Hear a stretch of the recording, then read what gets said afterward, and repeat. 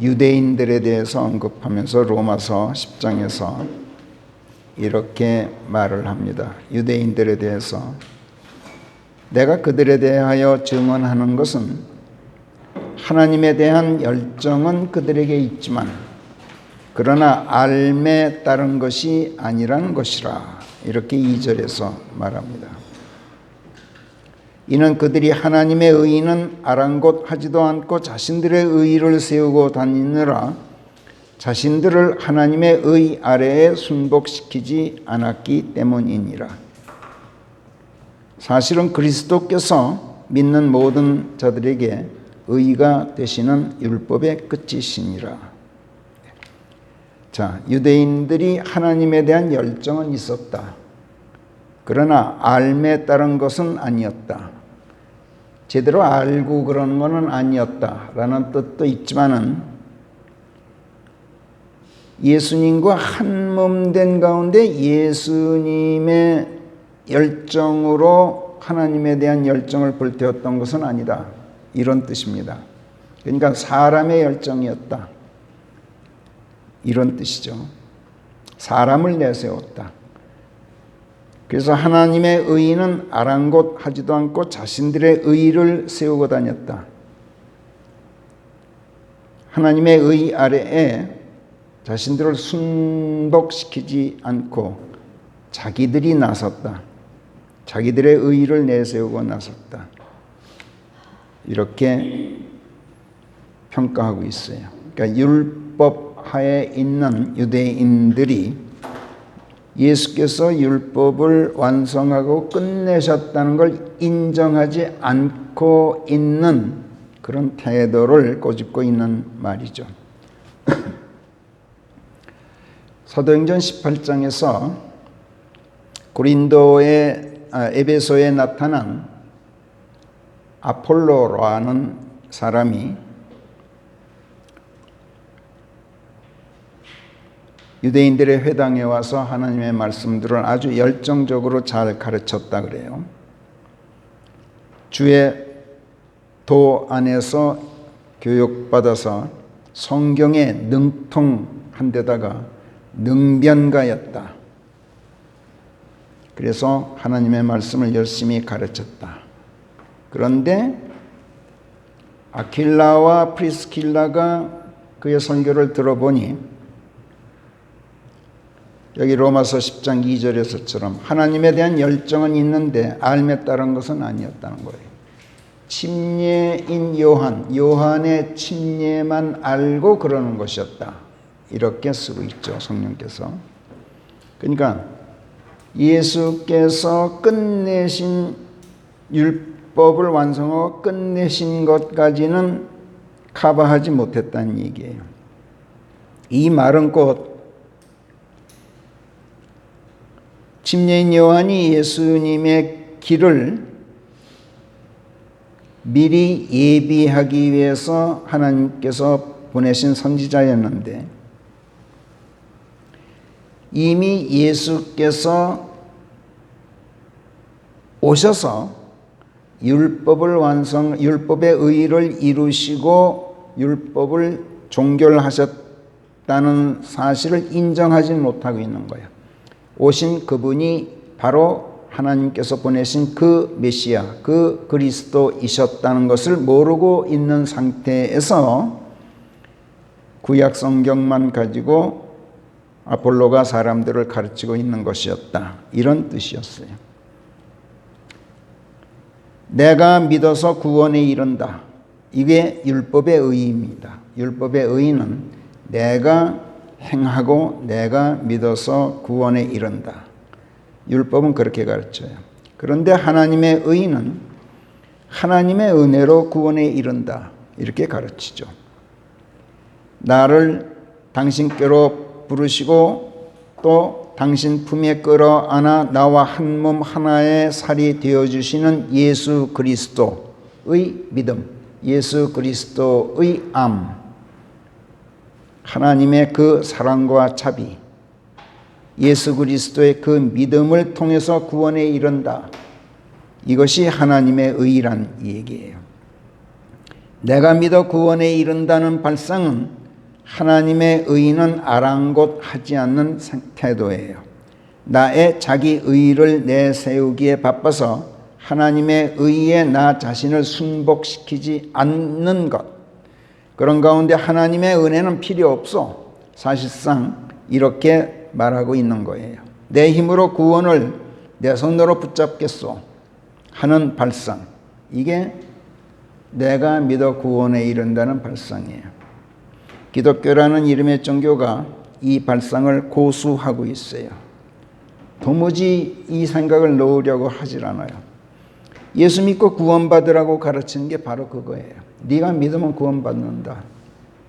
구원의 공로를 하나님께 돌리지 않고 사람에게 돌리는 겁니다.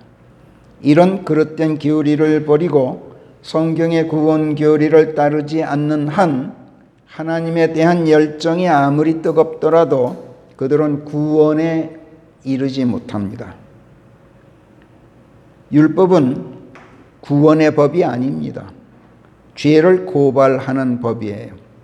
모든 사람이 죄인이라고 정죄하는 법이 율법이에요.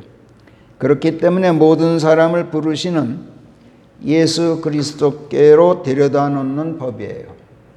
그러니까 너희들은 죄인들이다. 모두가 죄 아래에 있다.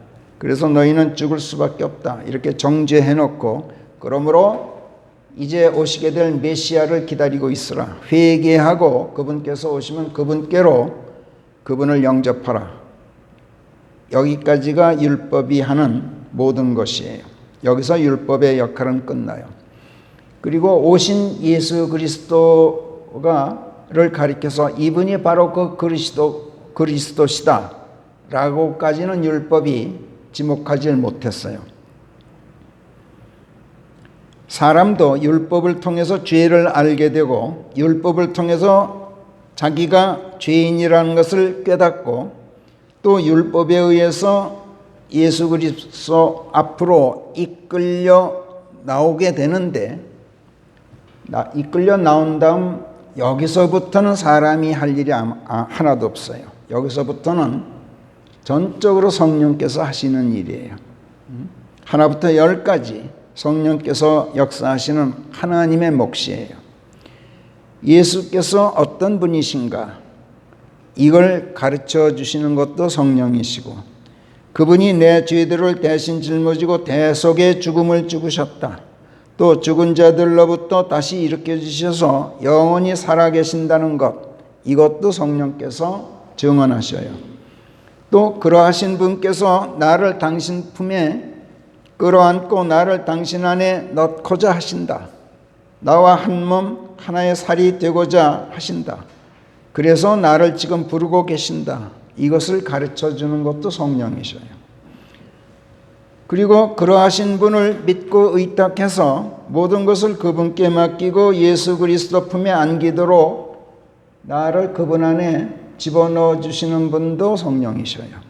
내가 하는 일이 아니에요. 나는 그냥 가만히 있는 거예요. 거부하지 않고 가만히 있는 거.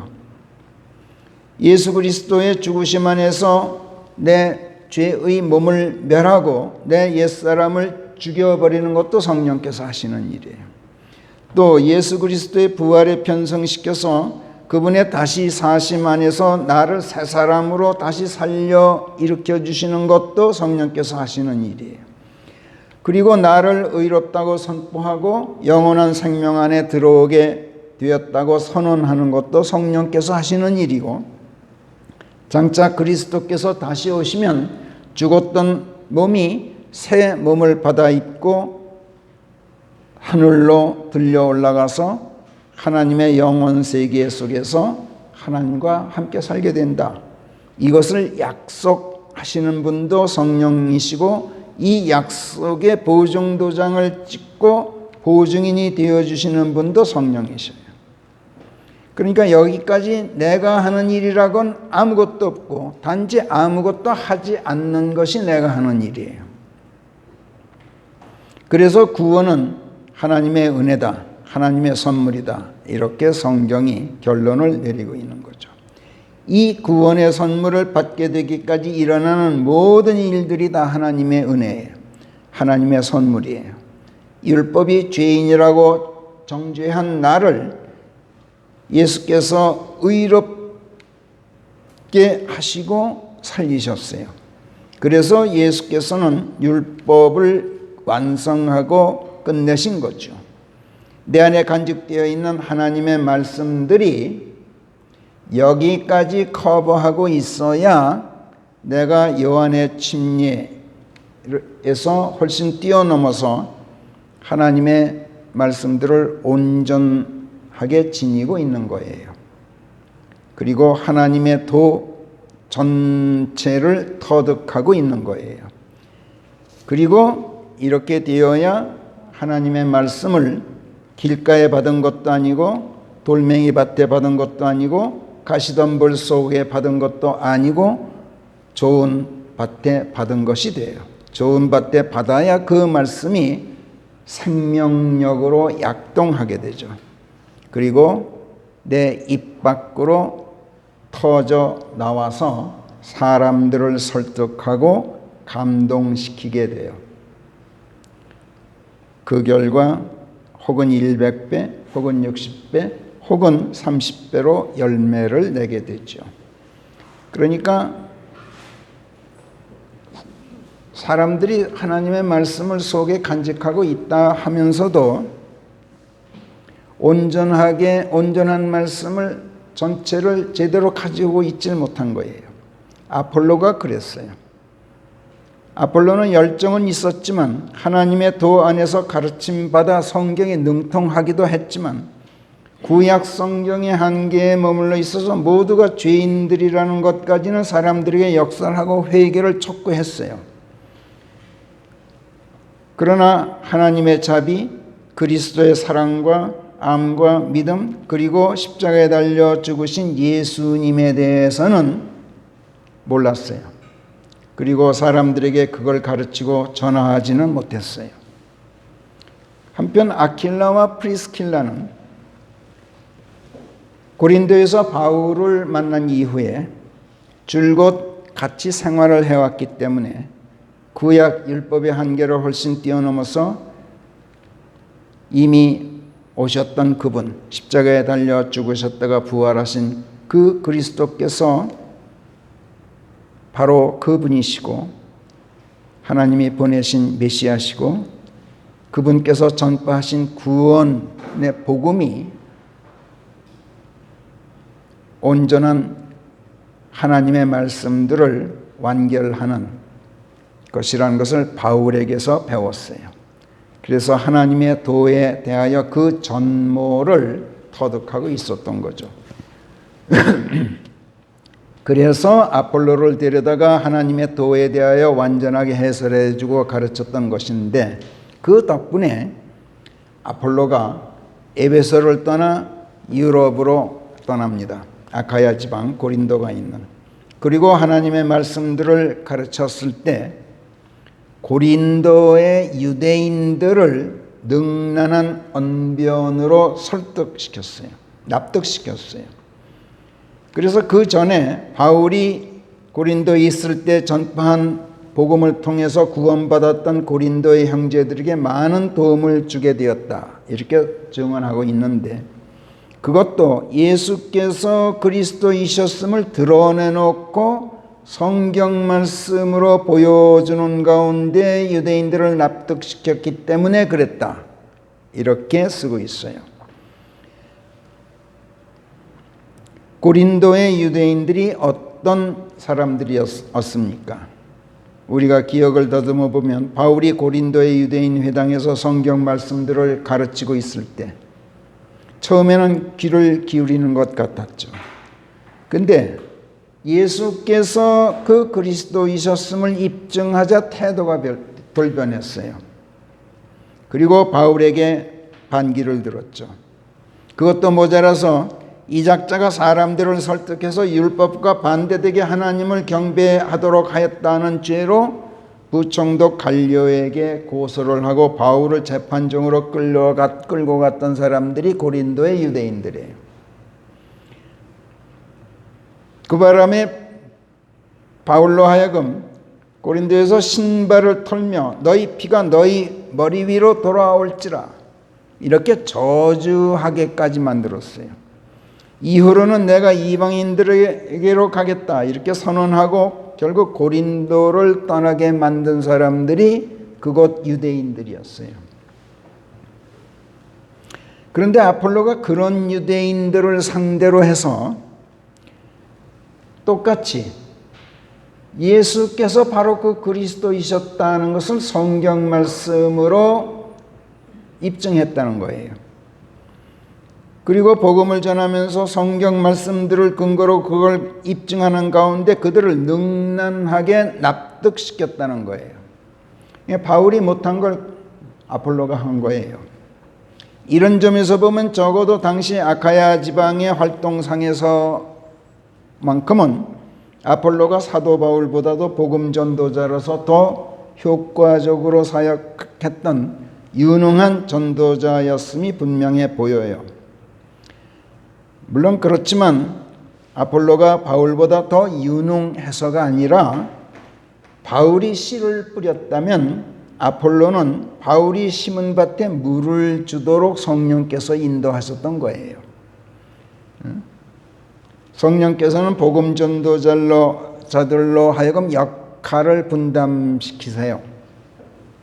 그래서 이전에 바울을 통해서 은혜의 복음을 받아들이고 구원받고 거듭난 고린도의 성도들이 바울이 떠나자 유대인들의 압력에 눌려 길을 펴지 못했을 거예요. 바울을 쫓아낸 유대인들이었으니까. 그러던 차에 아폴로가 그 유대인들을 설득시켰기 때문에 많은 도움을 받고 힘을 얻게 되었으리라는 것은 분명하죠. 얼마 뒤 바울이 고린도 교회 성도들 간에 분파가 생겨서 분란이 일고 있다는 소문을 들었을 때 사도 바울이 고린도전서 1장에서 그들을 꾸짖으면서 이렇게 말했어요.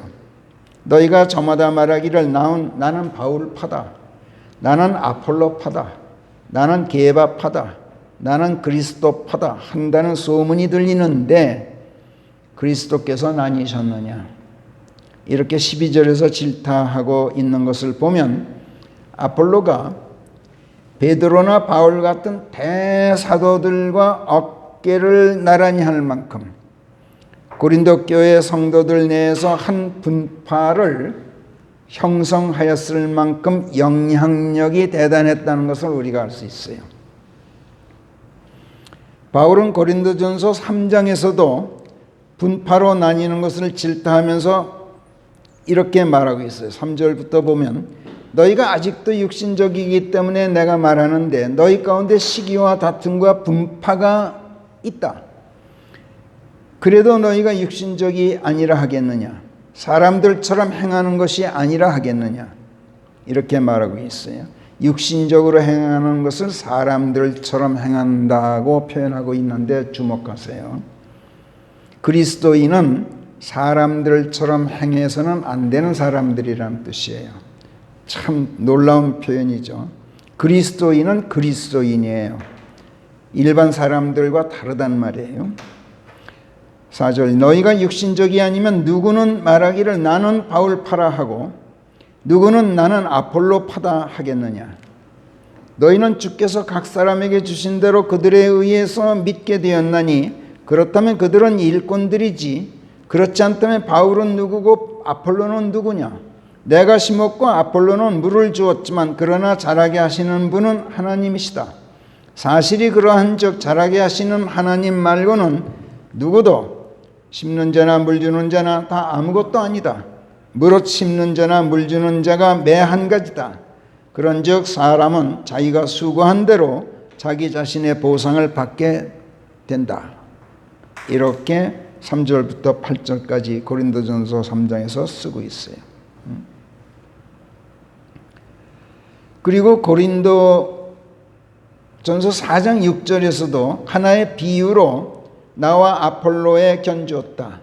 이는 성경이 기록된 말씀보다 사람들을 더 높이 생각하지 않는 것을 너희가 우리한테서 배워서 너희 중 아무도 누구를 지지하고 누구를 반대하면서 우쭐대는 일이 없게 하기 위함이다.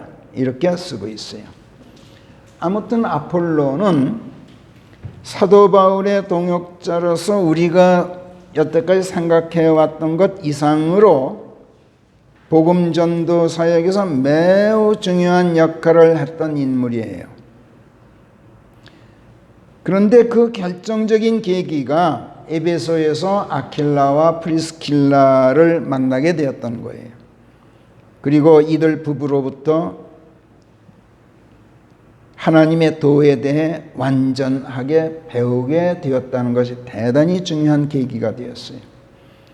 그래서 우리가 사도행전 18장에서 이 부분을 읽고 이를 계기로 성경의 소박한 행복론에 대해서 오늘까지 3주째 성령의 조명을 받고 있는 중입니다.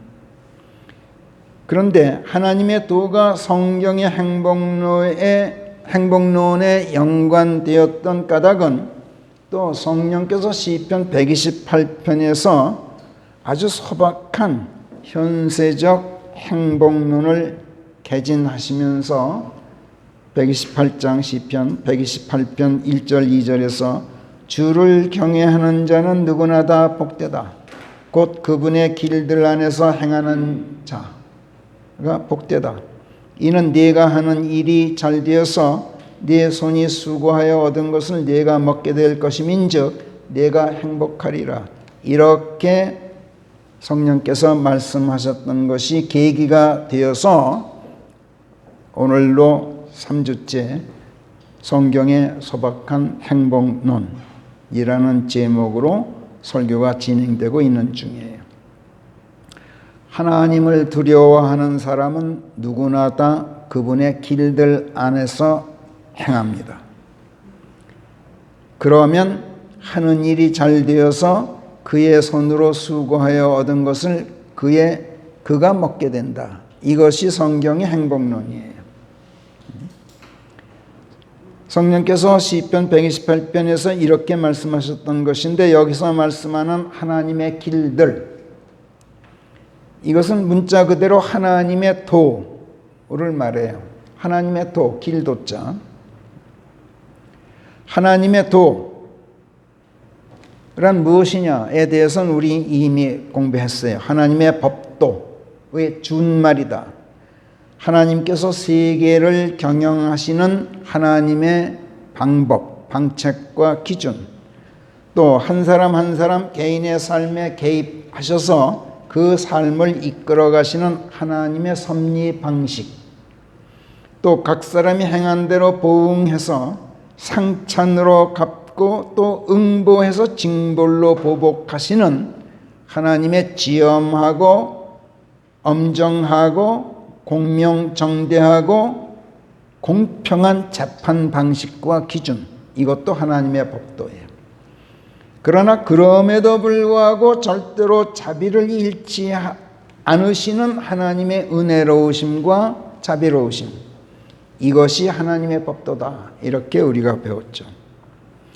하나님의 법도의 지엄함, 공명정대함, 또 엄정함, 이것은 행한 대로 갚으시는 응보성, 즉 보복적 응징이 필연적으로 뒤따를 수밖에 없어요. 하나님의 법도가 엄격히 적용되면 이건 필연적이에요. 그래서 출애굽기 21장 23절에 보면 우리는 여태까지 이에는 이, 눈에는 눈, 여기까지만 아는데 여기 보면은 for I에는 for I에는 I에 대한 대가는 I, 눈에 대해서는 눈,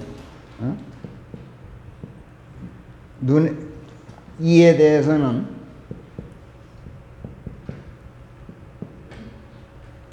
이, 이렇게 눈에는 눈, 이에는 이. 근데 여기 보면 출애굽기 21장 23절부터 보십시다. 같이 읽어봐요. 시작. 목숨에는 목숨으로 갚아야 할 것이요 눈에는 눈, 이에는 이, 손에는 손, 발에는 발로 갚아야 할 것이며 화상에는 화상으로, 상처에는 상처로, 맷자국에는 맷자국으로 하여야 할지니라. 예. Life for life, eye for eye, tooth for tooth, hand for hand, foot for foot, 그 다음에 burning for burning, 그리고 wound for wound, 하다못해 stripe for stripe예요. 철저한 응보 원칙, 철저한 보복적 응징 원칙을 밝히고 있는 말씀이에요. 이렇게 하나님의 법도의 엄격한 응보 원칙을 성경은 세세히 밝히고 있어요. 물론 이 보복적 응보 원칙은 응징 자체의 목적이 있는 건 아니에요. 하나님의 법도에 담긴 지엄하고 엄정한 응보 원칙은 하나님의 그 무시무시한 보복에 의한 징벌로 응징되지 않도록 하기 위해서 남의 권익을 침탈하고 해 끼치는 행위를 하지 말라고 경고하는 데 목적이 있고, 지엄하신 하나님을 두려워함으로써 하나님의 법을 어기는 죄를 범하지 말라고,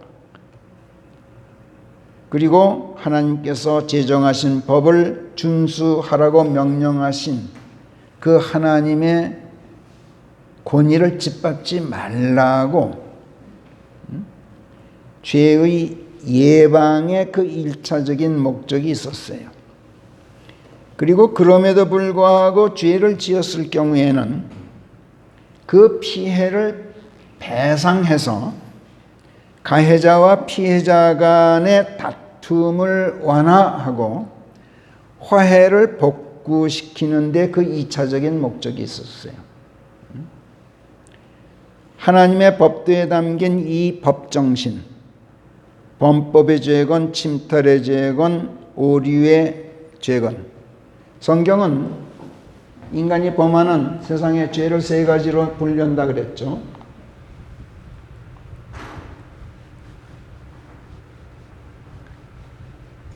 기독교 신학에서는 이걸 달리 가르치지만 성경 분명히 trespass의 죄, 그 다음에 transgression의 죄, 그 다음에 error의 죄, 이렇게 3가지를 꼽아요. trespass, 남의 권리 또는 권위 또는 권익, 이걸 침해하는 침탈의 죄.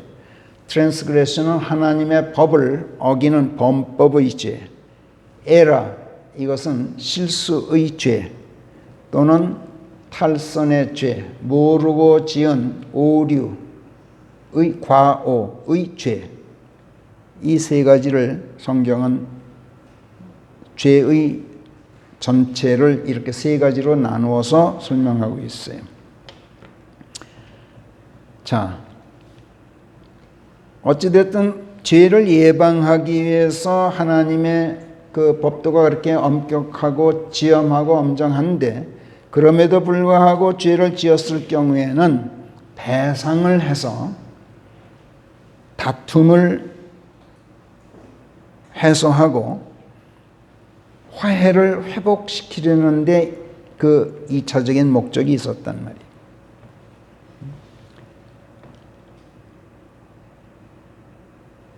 이렇게 봤을 때 그 목적이, 하나님의 법도의 목적이 규정하고 있는 율법의 출애굽기나 레위기나 민수기에 규정하고 있는 그 법조항들을 보면은 어느 나라 어떤 민법보다도 훨씬 더 상세하게 제정되어 있는 걸 우리가 알 수 있어요. 예를 들어 출애굽기 22장에 보면은 이런 식이에요. 그러니까 이거는 보복적 응징보다는 배상, 변상에 대한 법인데, 출애굽기 22장 좀 길지만 우리 17절까지 한번 읽어봐요. 이번 기회에 한번 읽어보는 게 좋을 거예요. 22장 1절부터 시작. 만약 어떤 사람이 소나 양을 훔치고 그것을 죽이거나 팔면 그는 소 한 마리에 소 5마리로 그리고 양 한 마리에 양 4마리로 물어내야 할지니라. 예, 우선요. 이렇게 변상의 법, 배상의 법을 제정하고 있어요. 그 다음 참 재밌어요, 내용이. 2절 시작. 만약 도둑이 담 넘어 들어오다가 발각되어서 그가 얻어맞아 죽으면 그에 대한 대가로 피가 흘려져서는 안 될지라. 만약 그의 위에 해가 떠 있었으면 그에 대한 대가로 피가 흘려져야 할지니 이는 그가 살았으면 충분히 배상할 것이었으며 만약 그에게 가진 것이 아무것도 없으면 그때는 그가 도둑질한 것을 변상하기 위하여 그가 팔려갈 것이었습니다. 예, 거기까지만요. 만약에 도둑이 담 넘어 들어왔는데 몽둥이로 때려 죽였어요. 밤에 죽였다 하면은 아무 죄가 없어요. 살인죄가 적용되질 않아요. 근데 낮에 죽였다? 그러면 이거는 피 대가를 치러야 돼요. 살인죄에 해당해요. 왜? 낮에 도둑질 했다. 그러면 누군지 뻔히 알잖아요. 잡히면은. 누군지 뻔히 알기 때문에 그가 도둑질한 것을 변상하기 위해서 팔려갈 수도 있었을 것 아니냐. 그러면 얼마든지 배상 받았을 것 아니냐. 그런데 왜 죽였느냐. 이런 법정신이 들어가 있는 거예요. 4절 시작. 그것이 소든 낙이든 또는 양이든 도둑질한 것이 만약 그의 손에 살아있는 것으로 확실히 판명되면 그는 2배로 되찾을 것이었느니라. 만약 어떤 사람이 다른 사람의 밭이나 포도원에 자기 가축을 들여보내 그 밭이나 포도원이 그의 짐승 안에 놓여서 뜯어먹히게 된다면 그는 자기의 밭에서 나는 최상품과 자기의 포도원에서 나는 최상품으로 변상하여야 할지니라. 만약 불이 나서 가시덤불에 옮겨 부는 바람에 곡식 낫갈이나 배지 않은 곡식이나 밭이 그 불에 불타버리면 불을 낸 자가 반드시 변상하여야 할지니라. 만약 어떤 사람이 그의 이웃에게 돈이나 물건을 맡기고 지켜달라고 건넸는데 그것이 그 사람의 집에서 도둑을 맞게 될 경우 그 도둑이 잡히면 그로 하여금 2배로 물어내도록 할지니라. 만약 그 도둑이 잡히지 않으면 그 집 주인을 판관들에게 데려다 놓고 자기 이웃의 재물에 그가 손댔던 것인지 여부를 조사할지니라. 그것이 소에 대한 것이든 낙에 대한 것이든 양에 대한 것이든 또는 의복에 대한 것이든 어떤 사람의 분실물에 대해서든 다른 사람이 자기 것이라고 주장하는 모든 종류의 침탈 사건에 대해서는 사건 쌍방이 다 같이 판관들 앞으로 가야 할지니라. 그리고 판관들이 누구를 정죄하게 되면 그는 자기 이웃에게 2배로 변상하여야 할지니라. 예, 거기까지만 우선. 예. 자, 자기 이웃이나 친구가 물건을 보관해달라고 맡겼어. 근데 도둑 맞았어. 또는 분실했어. 근데 정말로 도둑 맞았는지 정말로 분실했는지 그걸 증명해야 될 거 아니야. 그렇죠? 만일에 도둑 맞았는데 그 도둑이 잡혔다. 분실했는데 되찾았다. 그러면은 그 도둑이 2배로 물어내야 되고 분실했으면 빨리 그거를 신고해야 되는데 자기가 간직하고 있었으면 그것도 또 몇 배로 배상해야 돼. 근데 만일 거짓말을 했다. 분실한 것도 아니고 도둑 맞은 것도 아니고 지가 사취한 것이었다. 이렇게 되면은 5배로 물어내야 되고 뭐 이런 식이에요. 그러니까 배상의 법인 거예요. 어찌됐든 간에 응보의 원칙이 엄격하게 하나님의 법 때 적용되었던 거예요. 이런 식으로 쭉 17절까지 아주 세세하게 너무 시시콜콜하다 할 정도로 이렇게 규정되어 있어요.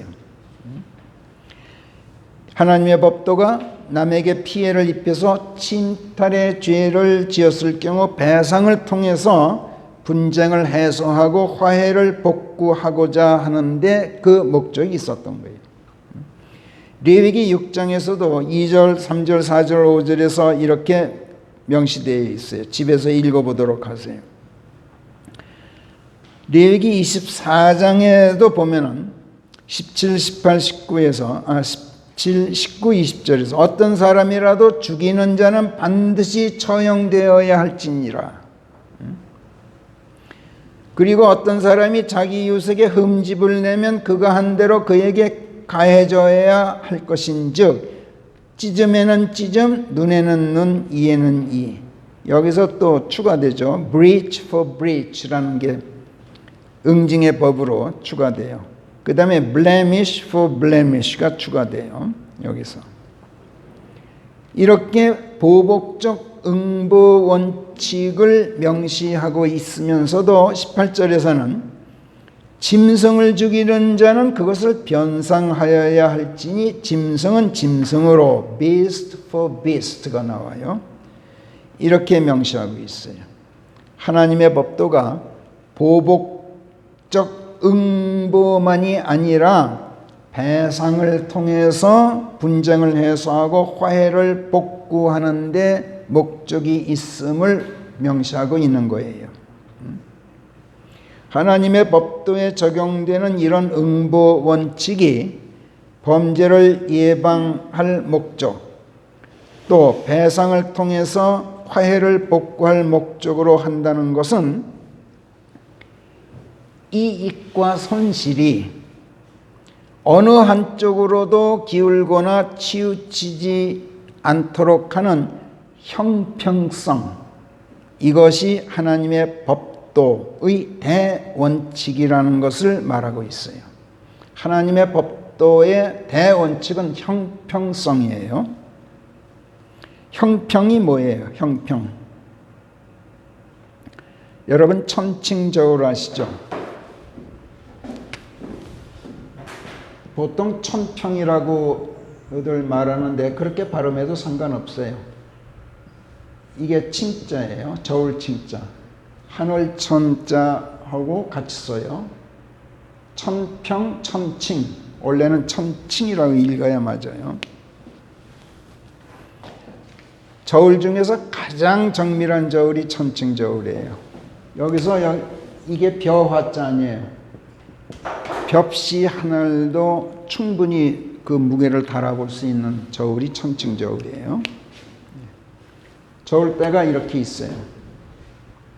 그리고 이 접시가 이렇게 달려있죠. 양쪽에 이렇게 접시가 달려있고, 그 다음에 이게 저울대예요.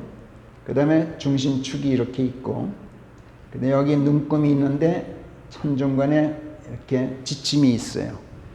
이게 수평이 된 상태가 형평을 이룬 거예요. 근데 여기에 이제 추를 올려놔요. 추.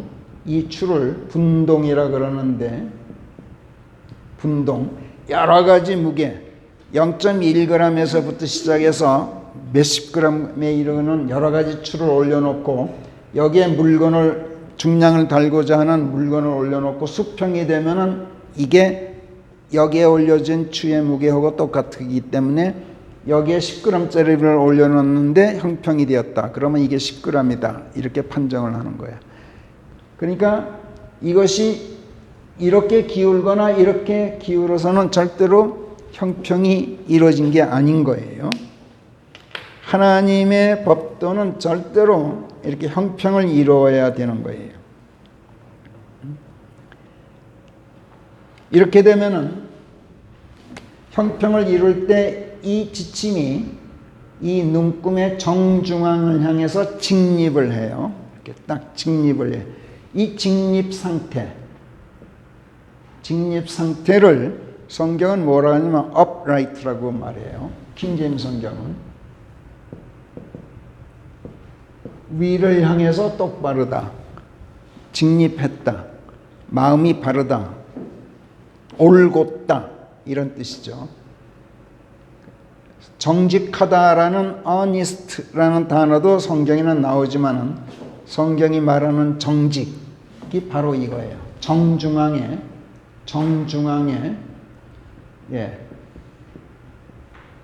똑바로 섰다. 그래서 정직하다라는 뜻이 바로 uprightness예요. 만약에 이 한가운데 지침이 정중앙에서 벗어나서 어느 한쪽으로도 비뚤어진다면 그건 형평이 아니어서 이렇게 되면 하나님의 법도에 위배되는 거예요. 눈에는 눈, 이에는 이. 이 말은 정친저울의 한쪽 접시에 눈을 올려놨을 때 여기에 눈을 올려놨으면 여기에도 눈을 올려놔야 수평이 되겠죠. 여기에 이를 올려놨으면 여기도 이를 올려놔야 수평이 된단 말이에요. 이게 형평의 원칙인 거예요.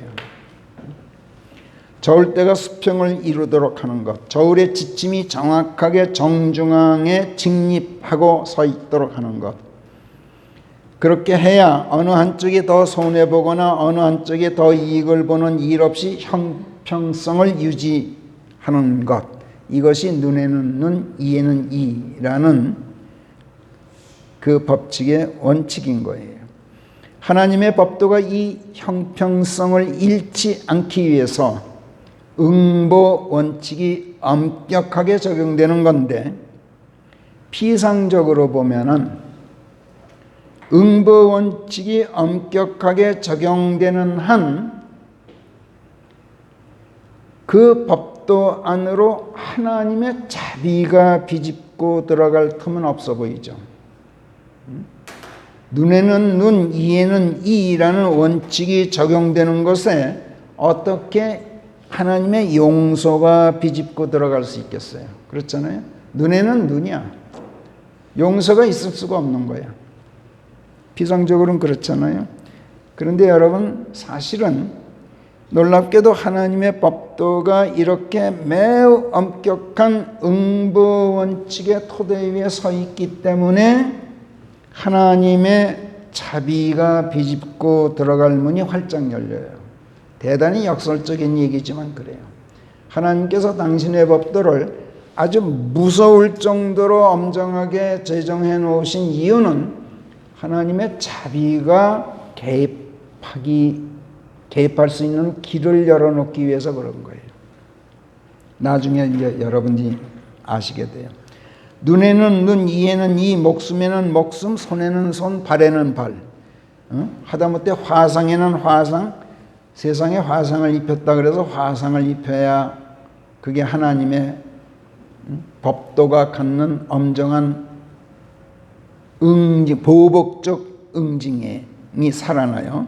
상처에는 상처, 맷자국에는 맷자국, 짐승에는 짐승, 흠집에는 흠집, 찢음에는 찢음. 이런 응보의 형평 원칙.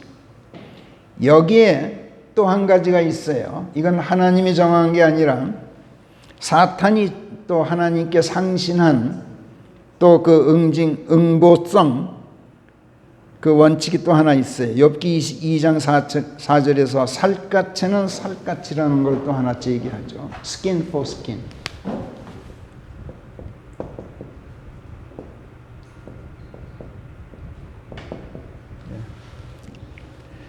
요한복음 1장에서는 또 뭐가 나오죠? 얘기가 나온 김에 grace for grace라는 게 나와요.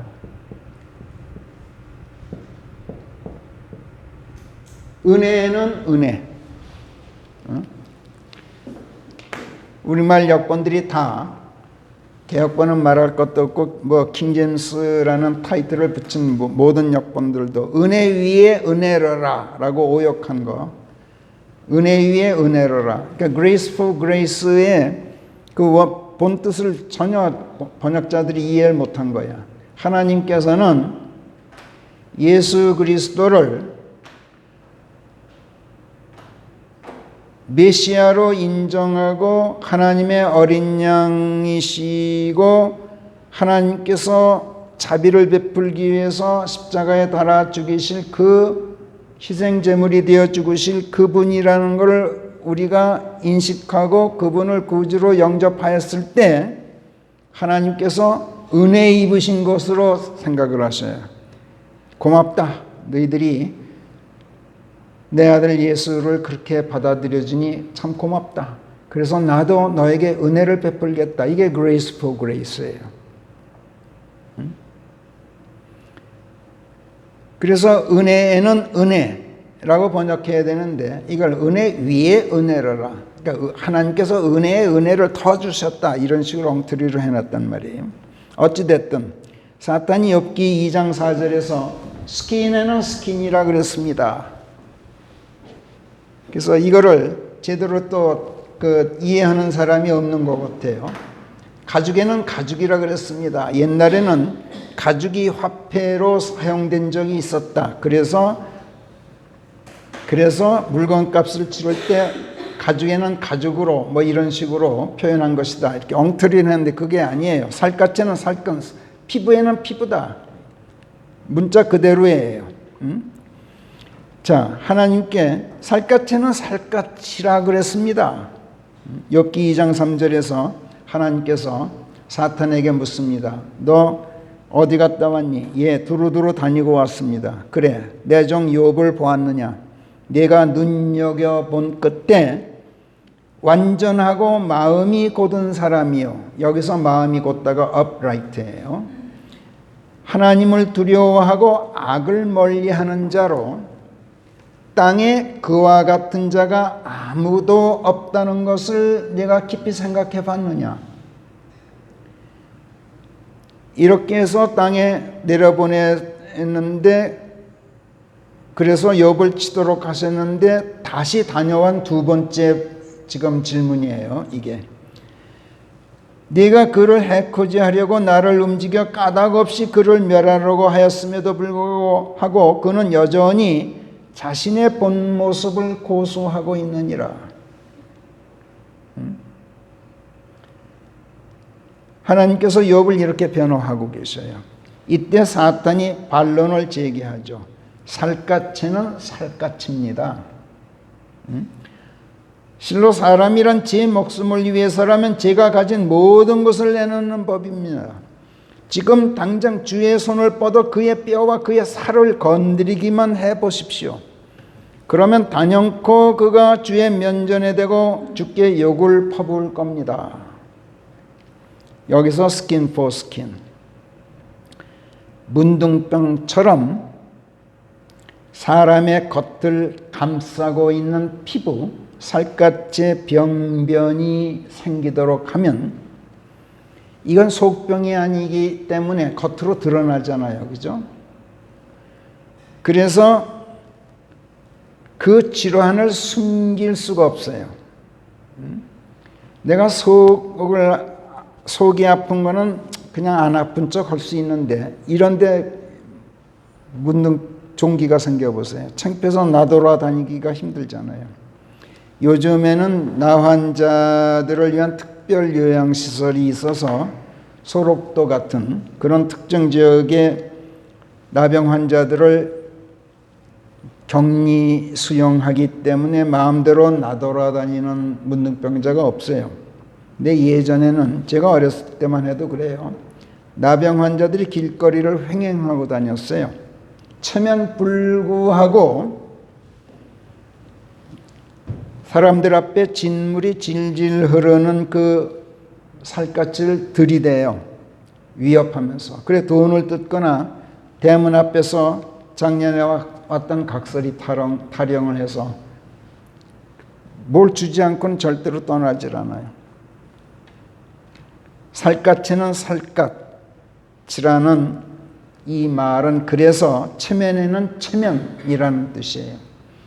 사람의 체면을 다른 사람들 앞에서 체면을 구겨놓으면은 웬만큼 정신수양이 안 된 사람, 웬만큼 세련되지 않은 사람은 다 무너지게 돼 있어요. 아무리 점잖은 사람도 다른 사람들 앞에서 체면이 짓밟히면은 체면 불구하고 반격하고 나오게 돼 있어요. 이걸 말한 거예요. skin for skin. 욥이 하나님께 죄를 짓지 않는다고요? 그의 스킨을 한번 건드려 보십시오. 그러면 아마 면전에 대놓고 하나님을 욕하고 체면 불구하고 그러고 나올 겁니다. 사탄이 이렇게 말한 거예요. 점잖은 사람 무너뜨리고 싶으면 사람들 앞에서 그 사람 체면 마구 짓밟으면 돼요. 체면이 굽어지면 아무리 점잖은 사람도 체면 불구하고 짐승으로 변해요. 굉장히 이때 이제 사람의 수양 정도가 그때 나타나죠. 사탄이 이것을 하나님께 환기시켰던 거예요. 그래서 욥의 살갗을 건드려서 체면을 한번 구겨보십시다 하고 제안을 한 거야. 근데 하나님께서 그걸 허락하셨어요. 그래, 좋다. 그의 생명만은 건드리지 말아라 라는 조건으로 그의 살갗을 건드리도록 허락을 하셨어요. 그래서 사탄이 욥의 살갗을 건드렸어요. 그 결과 어떻게 됐어요? 발바닥부터 머리 정수리까지 심한 종창으로 앓게 되었어요. 성경에는 명기되어 있지 않았지만 아마 문둥병이었을 걸로 예상이 돼요. 그런데 그럼에도 불구하고 욥은 질그릇 조각으로 몸을 극적이면서 얼마나 가려웠겠어요. 몸을 극적이면서 재 가운데 앉아 있었을 망정 체면불구하고 하나님께 욕을 퍼붓는 따위의 그런 자세는 보이질 않았어요. 자신의 의연하고 점잖은 태도, 그걸 무너뜨리지 않았어요. 그러니까 하나님과의 게임에서 사탄이 패배한 거죠. 그러자 사탄이 이번엔 욥의 아내를 동원합니다. 그래서 욥의 아내로 하여금 욥을 자극하도록 해요. 욥의 아내가 욥에게 뭐라 그래요? 자기 남편한테. 그래도 당신은 여전히 당신의 본 모습을 견지하고 있는 것이요. 하나님께 욕을 퍼붓고 차라리 죽으시구려. 이렇게 남편에게 말해요. 그러나 욥은 아내에게 어찌 당신이 이렇게 어리석은 안악들 짓거리도 짓거리는 것이냐. 그러지 말라. 무엇이 어쨌다고 그러느냐. 우리가 하나님의 손에서 선한 것을 받았다면 우리가 악한 것도 받아야 하지 않겠느냐 하면서 사탄의 자극에 전혀 자신을 무너뜨리질 않았어요.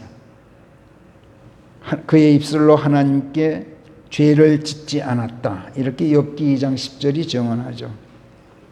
아무튼 눈에는 눈, 이에는 이, 살갗에는 살갗이라는 이 응보의 형평원칙, 이것이 하나님의 법도에 철저하게 적용된다면 한번 생각해 보세요. 이 세상에 눈이 상할 사람이 있겠어요? 이가 상하고 손발이 온전한 사람이 이 세상 전체 하나도 없게 되어 있어요. 화상 입지 않고 상처 입지 않고 등줄기에 맷자국 없고 체면 구기지 않을 사람 하나도 없는 것은 말할 것도 없고 아예 살아남을 사람이 하나도 없을 거예요. Life for life. 목숨에는 목숨이라 그랬어요. 왜? 지엄하신 하나님의 법도에 엄정한 응보의 형평원칙이 적용되어서 죄 짓지 않도록 경고하는 데 일차적인 목적이 있고 또 남에게 해를 끼쳐 침탈의 죄를 범한 가해자에게 무거운 배상을 물려서 죄를 예방하는 데 2차적인 목적이 있을지라도 그렇다고 해서 하나님이 두렵고 법이 무서워서 죄 짓지 않는 사람이 이 세상에 어디 있어요? 범죄율이 감소하긴 하죠. 그러나 한 번도 법을 어기지 않는다, 조금도 죄를 짓지 않고 산다, 이런 사람 세상에 하나도 없어요. 그렇잖아요? 길거리 골목골목마다 아무리 CCTV를 그 카메라를 여러 곳에 설치해 놓아도 세상 법은 모든 죄 하나하나를 일일이 다 감시하고 색출해내지 못하지만 하나님의 눈은 누구도 피하지 못하잖아요. 그렇다면 이 세상에 하나님의 그 법도의 엄정성이 적용되는 한은 누구도 온전할 사람이 없단 말이에요. 그러나 그런 무시무시한 응징성에도 불구하고 율법은 짐승을 희생제물로 드려서 죄를 임시로 대속하고 징벌이 일시 임시로 유예되는 죄의 사면 제도를 실시하고 있었어요. 그러나 죄가 임시로 대속되고 징벌이 일시 유예되기 때문에 죄를 말소하지는 못했어요. 그 대신 영원하고 완전한 대속을 통해서 모든 죄들을 완전히 말소하실 분, 그래서 징벌이 완전히 면제되도록 하실 하나님의 어린 양 예수 그리스도께로 데려다주는 길은 율법이 열어놨어요. 이로써 모든 사람이 죄 있다는 것을 시인하고 회개하고 메시아의 오심을 기다리도록은 율법이 해놨단 말이에요. 그런데 여기까지가 율법이 한 일이에요. 그러나 나사렛 예수가 마침내 오신 바로 그 하나님의 어린 양이시라는 것은 율법이 미처 지목하지를 못했어요. 여기까지가 요한의 침례예요. 요한이 요단강에서 사람들에게 회개의 침례를 행하다가 저만치 오시는 예수님을 보고 요한복음 1장에서는 보라 세상 죄를 짊어지고 갖다 없애시는 하나님의 어린 양이시라고 선언했지만, 이거 침례인 요한이 정말로 그분이 바로 그 하나님의 어린 양이시라는 것을 확신하고 외친 게 아니라, 그 자신이 외친 게 아니라 사실은 하나님의 영감을 통한 성령의 외침이었어요. 그걸 우리가 어떻게 알 수 있느냐면 마태복음 11장에서 침례인 요한이 투옥되자 자기 제자 두 사람을 예수님께 보내서 이런 질문을 해요. 오실 그분이 당신입니까? 아니면 저희가 다른 분을 기다려야 하겠습니까? 라고 물었어요, 예수님한테. 그러니까 예수님을 아직 몰라보고 있는 상태야. 이게 요한의 침례까지가 바로 그런 뜻이에요. 예수님을 몰라봤어요. 그래서 율법에 매여 있는 한은 지금 오늘날의 유대인들이 그렇잖아요. 이미 다녀가신 십자가에서 율법을 완성하신 예수 그리스도를 오늘까지도 인정하지 못해요. 그래서 아폴로가 요한의 침례까지만 알고 있었다는 것은 마태복음 11장에서의 요한처럼 예수께서 이미 오신 그리스도이셨음을 확실히 알지 못하고 확신하지 못했다는 뜻이에요. 아폴로가 그랬단 말이에요. 그런 아폴로에게 아킬라와 프리스킬라가 하나님의 도에 대해서 완전하게 가르쳐 주었는데, 이것은 해설하면 이래요. 유대인들이 십자가에 달아 죽인 그 예수라는 분, 그분이 바로 그리스도셨다, 메시아셨다 라는 것을 확신할 수 있을 만큼 완전하게 가르쳐 주었다라는 뜻이에요. 요한의 침례까지만 알고 있으면 보복적 응보 그리고 무거운 배상에 대한 경고를 통해서 죄를 예방하고 또 화해를 복구하는 가능성까지만 알고 있는 거예요. 하나님의 법도의 지엄성과 엄정성, 공명정대함, 이것만 알고 있는 거란 말이야. 그리고 뭘 모르고 있냐면 하나님의 자비는 모르고 있단 말이야. 이게 대단히 중요해요. 하나님의 법도는 엄격히 적용되는 데서 끝나질 않고 엄격하기 때문에 하나님의 자비가 개입함으로써 완성되는 법이에요. 하나님의 법도는. 그런데 반쪽만 알고 있는 거예요. 그러니까 예수 그리스도는 아직 모르고 있는 상태가 요한의 침례까지만 알고 있는 거란 말이야. 하나님의 자비, 죄의 완전 말소, 죄의 용서, 여기에 대해서는 모르고 있는 상태란 말이야.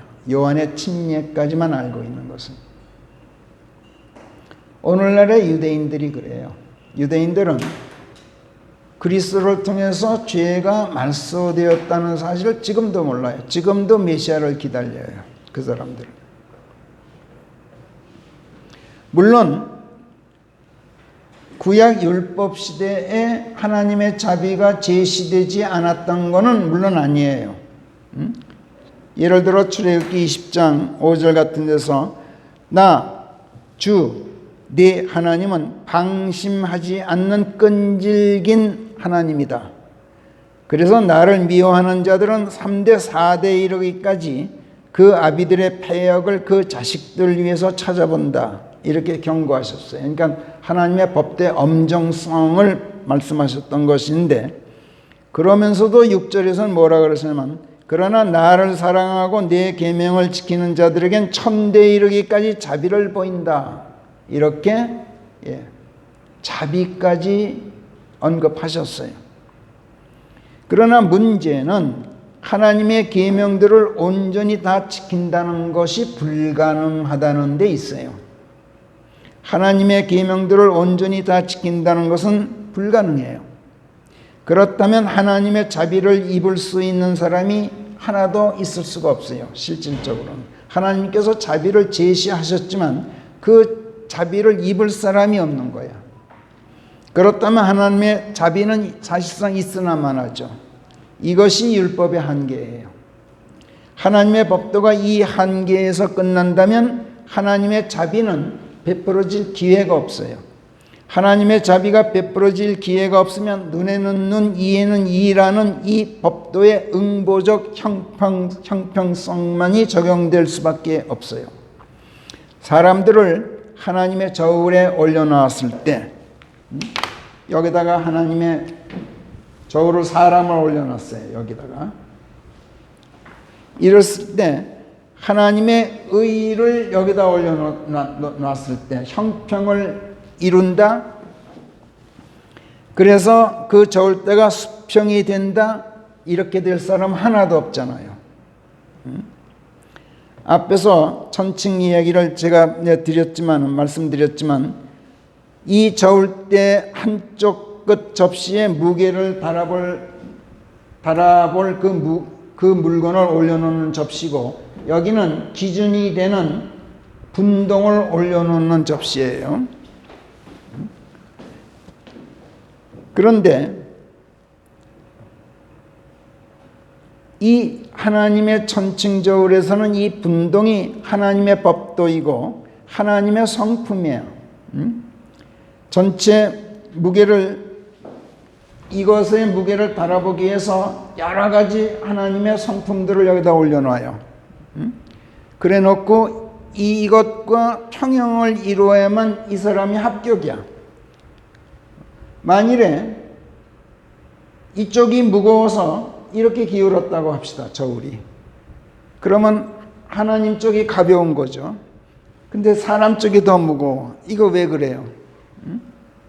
사람이 자기중심적이고 하나님을 가볍게 여길 때 모든 걸 내가 하겠다, 내가 주다, 내가 중심이 돼서 모든 일을 하겠다라고 무게를 자기한테 실으면 이런 현상이 나와요. 패역이죠. 반대로 또 이렇게 됐다고 합시다. 이거는 이쪽이 사람 쪽이 너무 가벼워. 이거는 세상 헛된 것, 깃털보다도 더 가벼운 세상 헛되고 헛된 것에 내가 온전히 매몰되어 있을 때 내가 그렇게 가벼운 거야. 하나님의 무게를 당해낼 수가 없죠. 이렇게 되면. 그러니까 이것도 역시 패역이에요. 그러니까 내가 패역 안에 있을 때는 절대로 천칭저울이 형평을 이룰 수가 없어요. 수평이 될 수가 없어요. 성경은 이 수평 관계를, 킹제임스 성경은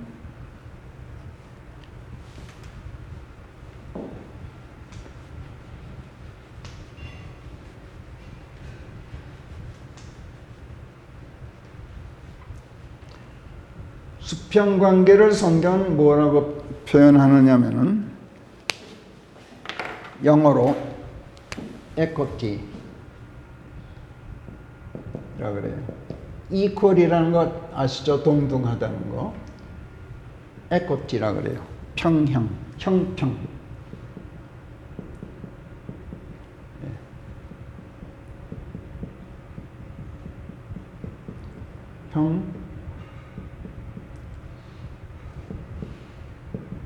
형평, 에코티라 그래요.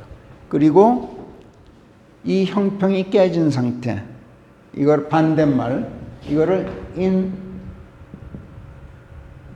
인에코티라 그래요.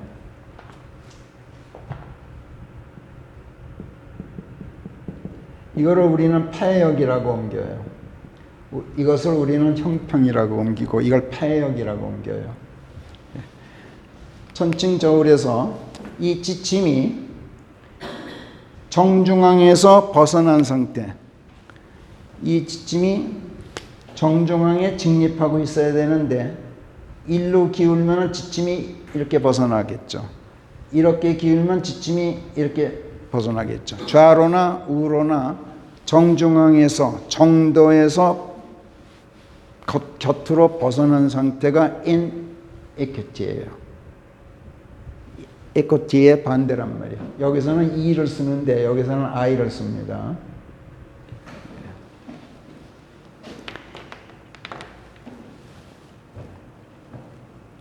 하나님의 법도 하나님의 공명정대하심, 정도 또는 정의, 하나님의 정의라고도 할 수 있죠. 하나님의 정직, 이것이 성경에서 말하는 에코티예요. 예를 들면 오늘 다 읽을 필요는 없고 시편 98편이나 99편 또는 잠언 1, 2장에서 보면은 에코티라는 단어가 나오는데 이 단어가 나올 때는 반드시 따라다니는 단어가 있어요. 하나님의 의라든지 하나님의 법도라든지 또는 하나님의 공명정대하심이라든지 정의 또는 정도 또는 진실, 이런 단어들이 따라다녀요. 만약 천칭의 저울대가 수평으로 평형을 이루지 못해서 이 지침이 좌나 우로 삐딱하게 기울어지면 눈금의 정중앙에서 벗어나 있게 된다 그랬어요. 이것이 바로 에코티의 반대인 인에코티로서 우리가 이것을 폐역이라고 옮긴다 그래요. 어그러질 폐, 거스를 역자예요. 폐역은 하나님의 의의 반대이고 하나님의 법도 하나님의 정도의 반대예요. 하나님의 길에서 벗어나 있는 상태, 공명정대하지 못하고 정의롭지 못하고 진실하지도 신실하지도 못하고 거짓되고 부정직한 것, 삐뚤어진 것, 이걸 말한단 말이야. 그런데 성경은 세상이 그렇다는 거예요. 세상은 모두가 인에코티다, 폐역 상태다, 이렇게 성경은 말해요. 그리고 현 세상 안에 있는 모든 것, 모든 사람이 이 폐역 안에 있다라고 판결을 해요. 그리고 모든 사람이 이 현 세상의 폐역 안에 있기 때문에 하나님의 의로운 길에서 어그러져 있다. 하나님의 공명정대하심 안에 있지 못하다. 그렇기 때문에 정도에서 벗어나 있기 때문에 진실하지 못하고 정직하지 못하다, 부정직하다, 비양심적이다, 마음이 바르지 않다, 이렇게 판결하고, 그렇기 때문에 모든 죄, 침탈의 죄, 범법의 죄, 아까 말씀드렸던 또는 과오 내지 오류의 죄 등 성경이 규정하는 모든 죄들은 이 폐역 안에 있기 때문에 자행되는 것이다, 이렇게 진단을 해요. 그리고 사람의 육신이 이 폐역한 세상에 속하고 있기 때문에 사람은 죄를 지을 수밖에 없다. 이것이 성경이 인간을 보는 눈이에요. 사람의 몸이 하나님께 거룩한 산 제물로 봉헌되기 전에는 죄를 지을 수밖에 없다. 왜? 폐역 안에 있기 때문에. 폐역 안에서는 필연적으로 죄를 짓게 마련이라는 거예요. 아무리 정의롭고 아무리 정직하고 아무리 바른 마음으로 살아가려고 노력해도 세상에 있는 한은 인간이 마귀가 사람 안에서 육신의 정욕을 건드린다는 거야. 정욕, 눈의 정욕, 육신의 정욕, 생명의 교만을 발동시킨다는 거야. 그래서 사람으로 하여금 그거를 이기지 못해서 하나님께 죄를 짓도록 부추기기 때문에 모든 사람이 하나님의 영광에 이르지 못하고 죽도록 되어 있고 죽어서도 그 혼이 지옥의 형벌을 면치 못한다. 종래는 최후의 심판을 거쳐서 이 세상 종말과 함께 마귀가 가야 될 불못에 던져질 수밖에 없다. 이게 성경이 말하는 인간론이에요.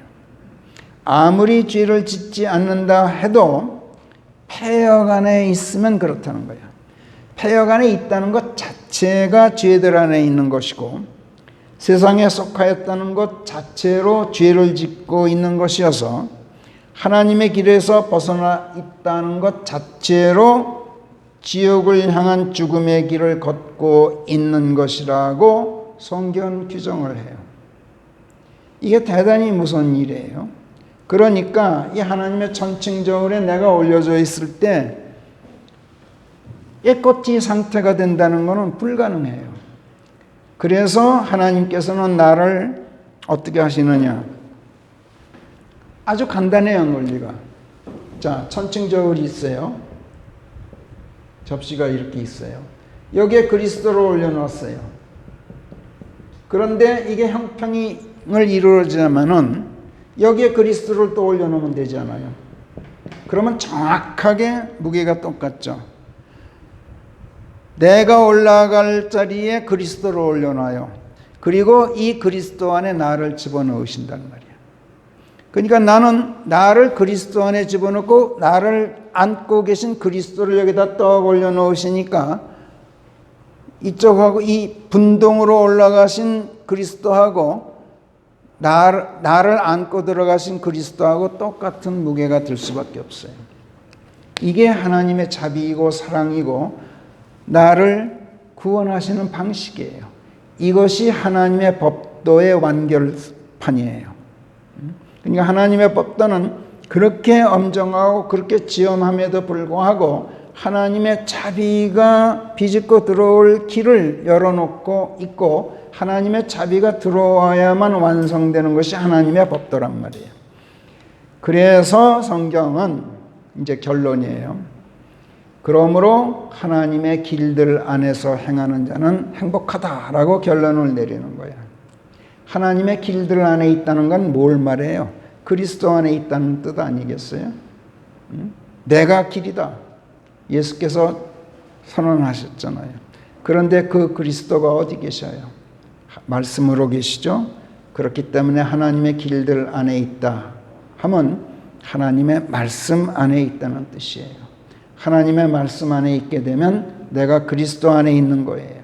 오늘 허진 형제님 기도하셨죠? 하나님의 말씀 안에 있으면, 그리스도 안에 있으면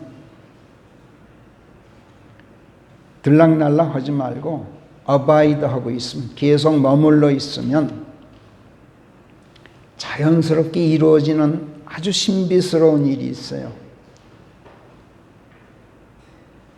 그리스도 안에 있으면, 하나님의 말씀 안에 계속 거하고 있으면 아주 신비롭게도 내가 무슨 생각을 해도 그리스도의 생각으로 생각하게 돼요. 뭘 보아도 예수님의 눈으로 보게 돼요. 말을 해도 그리스도의 입으로 말을 하게 돼요. 최소한 그러려고 자연스럽게 노력하게 돼요.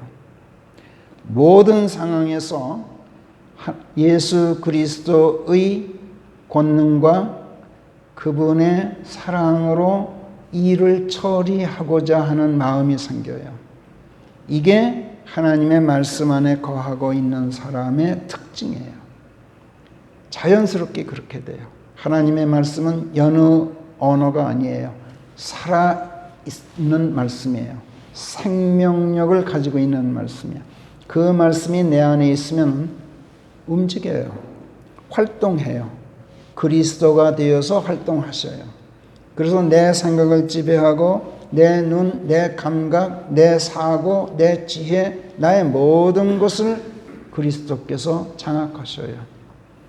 나도 모르는 사이에. 내가 그러려고 노력 안 해도 그렇게 돼요. 이것이 말씀의 힘인 거예요. 그래서 성경은 하나님을 경외하라. 하나님을 두려워해라. 하나님의 두려움은 그분의 말씀 안에 나를 맡기게 돼요. 말씀 안에 푹 잠기게 돼요. 이것이 성령 충만이고 말씀 충만이고 이것이 그리스도로 충만해 있는 상태예요. 그래서 오늘로 세 번째 맞는 하나님의 행복론, 그 소박한 행복. 내가 세상에서 하는 일이 잘 된다. 그리고 내가 수고하여 얻은 것을 잃지 않고 내가 먹는다. 너무나 소박하죠. 아내가 건실하고 건강해서 자식 많이 낳고 집안 살림 잘한다. 얼마나 소박해요. 그 자식들이 생산적인 일꾼으로 자라서 열매를 거두고 또 한 밥상에 둘러앉는다. 얼마나 소박한 행복이냐고. 이 소박한 행복도 우리는 잡지 못해서 전전긍긍하잖아요. 그런데 그 길을 열어놓으신 말씀이 하나님의 길들 안에서 행하라. 하나님의 말씀 안에 거하고 있으라. 이런 뜻이었던 거예요. 자, 여러분 잠언이라는 우리 그 성경책이 있죠.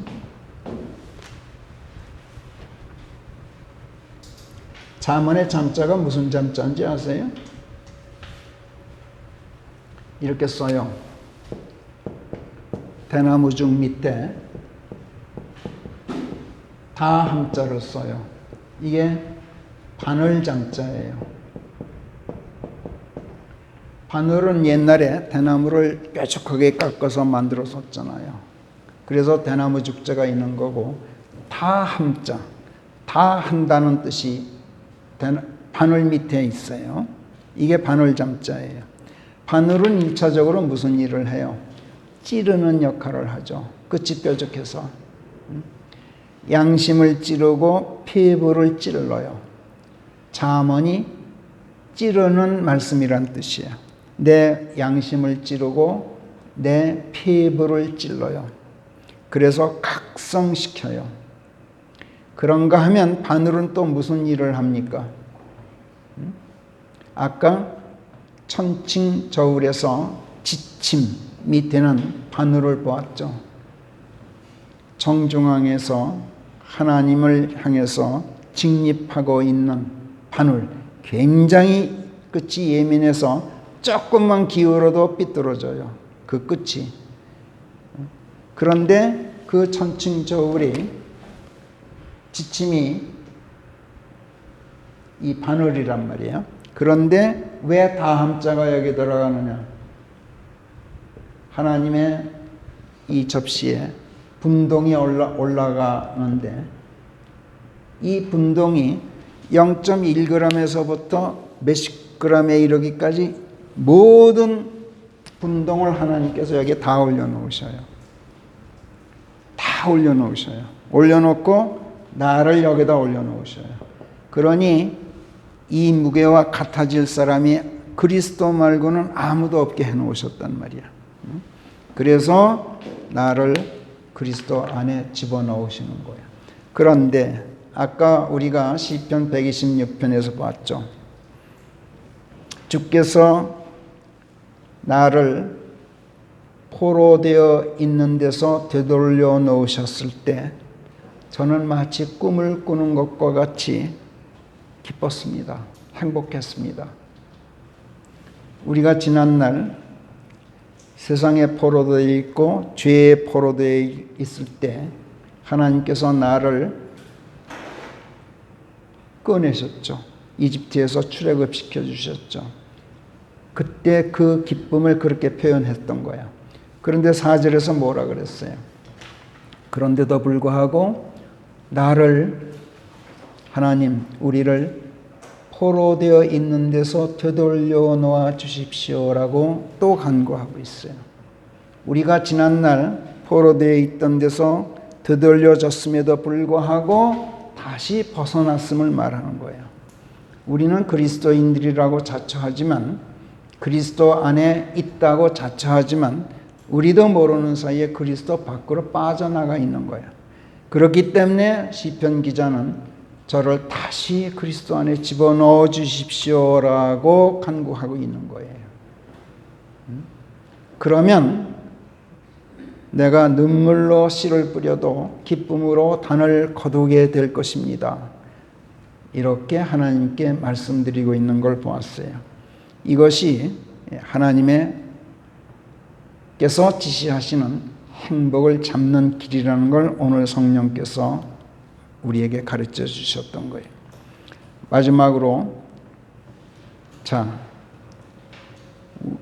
아까 시편 126편 4절에서 두 번째 하나님께서 포로되어 있는 것을 되돌려 놓아 주셨음에도 불구하고 4절에서 또다시 저를 포로되어 있는 데서 되돌려 놔 주십시오라고 간구하는 이유를 이사야서 53장 5절 6절에서 그 이유를 밝히고 있어요.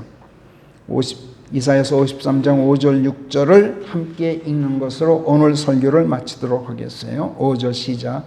그는 우리의 범법 때문에 상하였고 우리의 패역 때문에 다쳤으며 우리의 평강을 위하여 그에게 징계가 떨어졌도다. 그리고 그가 채찍에 맞아 우리가 치유되도다. 그러나 우리는 모두가 양들처럼 곁길로 벗어났도다. 주께서 우리의 패역을 그에게 몽땅 얹어 놓으셨는데 우리가 제각기 저갈 길로 발길을 돌려버린 것이라. 우리가 치유되고서도 또 벗어났다는 얘기야. 양들처럼. 행복을 우리 발로 걷어찼다는 얘기예요. 그래서 시편 기자가 126편 4절에서처럼 외쳤던 것처럼 오 주여 저희들이 포로되어 있는 것을 되돌려 놓으소서 하고 우리가 간구해야 되겠어요. 기도하겠습니다. 하나님 아버지께서 저희들을 아버지의 말씀 안에 넣으셔서 저희로 그리스도 예수 안에서 복되게 하시고 행복하게 해 주셨던 것을 감사합니다. 그러나 언제부턴가 저희가 말씀에서 벗어나 이 세상 패역 안에 있는 헛된 것들을 기웃거리기 시작했고 목자 없는 양들처럼 곁길로 벗어나서 제각기 저갈 길로 발길을 돌릴 때가 많게 되었음을 오늘 아버지께 고백합니다. 저희들의 어리석음을 불쌍히 여기십시오. 저희들의 완악함을 꾸짖어 주시고 저희들의 방자함을 질책하시어서 세상에 사로잡혀 있고 육신적 자아에 붙잡혀 있는 저희들의 포로됨을 되돌려 놓아 주시옵소서. 하나님의 말씀들 안에 거하고 있기를 계속하면 저희도 모르는 사이에 생각을 해도 그리스도의 마음으로 생각하게 되고 말을 해도 성령의 입으로 말하게 되고 행동을 해도 주님의 손발로 행동하게 되어서 저희가 행하는 모든 것이 주 예수 그리스도께서 행하는 것이 되어 행하는 모든 일이 잘 될 수밖에 없다는 이 지혜를 하나님 저희가 가볍게 여기지 않도록 저희들을 항상 경계하시고 살펴주시옵소서. 감사하고 우리 주 예수 그리스도의 이름 안에서 기도하옵나이다. 아멘.